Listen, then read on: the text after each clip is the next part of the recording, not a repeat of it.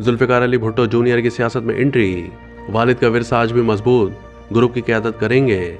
सियासतदान मीर मुर्तज़ा भुट्टो के साहबजादे और जुल्फ़िकार अली भुट्टो के पोते जुल्फ़िकार अली भुट्टो जूनियर ने सियासत में कदम रखने के अपने इरादे की तस्दीक कर दी है। भुट्टो जूनियर ने एक बयान में बताया कि वो अपनी सियासी जिंदगी का आगाज पाकिस्तान पीपल्स पार्टी शहीद भुट्टो ग्रुप से करेंगे, जो उनके वालिद ने कायम किया था। उन्होंने कहा कि ये सच है कि मैं सियासत में आने का इरादा रखता हूँ और मैं अपने सफ़र का आगाज पीपल्स पार्टी शहीद भुट्टो ग्रुप से करूँगा।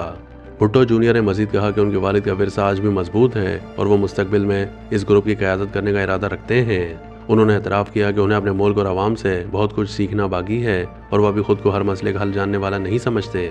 उन्होंने कहा कि वो अपनी सियासी जिद्दोजहद की तैयारी कर रहे हैं। भुट्टो जूनियर ने सिंध में पानी के बहरान पर गहरी तशवीश का इजहार करते हुए इसे जिंदगी और मौत का मसला करार दिया।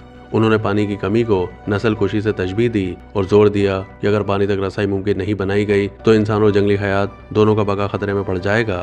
भुट्टो जूनियर ने कहा कि सिंध हुकूमत लरज़ रही है क्योंकि उसे मुसलसल बढ़ते हुए अवामी एहतजाज का सामना है, जिनमें स्कूल के बच्चों और ख़वातीन के मुजाहरे भी शामिल हैं। उन्होंने कहा कि हुकूमत एहतजाज की शिद्दत को देखते हुए अपना बयानिया तब्दील करने पर मजबूर हो रही है।